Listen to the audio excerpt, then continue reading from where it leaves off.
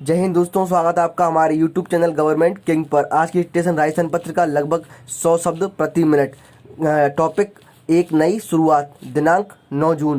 दोस्तों, अगर आप हमारे चैनल पर नए हैं तो हमारे चैनल को सब्सक्राइब जरूर करें, साथ ही साथ बेल आइकन को दबा दें ताकि आपको हमारी वीडियो सबसे पहले पहुंचे। और दोस्तों, अगर वीडियो पसंद आए तो वीडियो को लाइक जरूर करना दोस्तों, उसको शेयर भी करना दोस्तों। डिक्टेशन की PDF मैंने वीडियो डिस्क्रिप्शन में डाल दिया, वहां से ले सकते हैं। चलिए दोस्तों, स्टार्ट करते हैं डिक्टेशन। और डिक्टेशन स्टार्ट होगी 5 सेकंड में।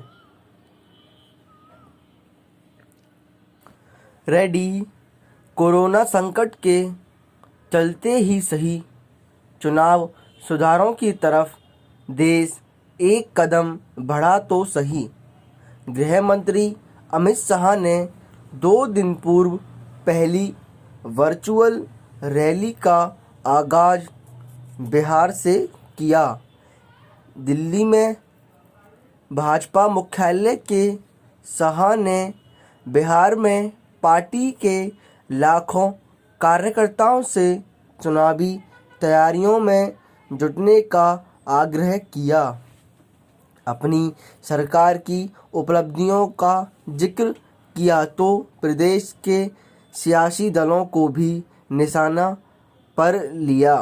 देश में हर साल होने वाली चुनावी रैलियों में करोड़ों रुपए खर्च होने को लेकर सवाल उठते रहे हैं। भीड़ जुटाने के लिए बसों की व्यवस्था के अलावा लाखों कार्यकर्ताओं के भोजन पानी के इंतजाम पर पैसा पानी की तरह बहाया जाता है। रैलियों में हिंसा और भगदड़ होती है सो अलग। ट्रैफिक जाम में भी लोगों को फंसना पड़ता है। इस लिहाज से देखा जाए तो वर्चुअल रैली फायदे का सौदा नजर आती है। पैसा भी बचा है और समय भी। विदेशों में पहले से इस तरह की रैलियां आयोजित की जा रही हैं, लेकिन सिक्के के दूसरे पहलू पर भी गौर करना जरूरी है। शाह की बिहार रैली के लिए भाजपा ने जैसी तैयारियां की, क्या सभी दल वैसी तैयारियां करने में सक्षम हैं? भाजपा ने 80,000 बूथों पर स्मार्ट टीवी लगाए थे।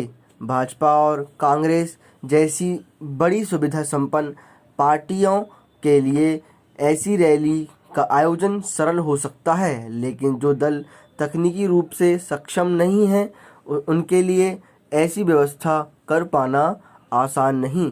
भले ही इसमें कम खर्च होता हो, बहुत से ग्रामीण और आदिवासी इलाकों में तो बिजली और 3G या 4G की इंटरनेट स्पीड भी एक चुनौती है।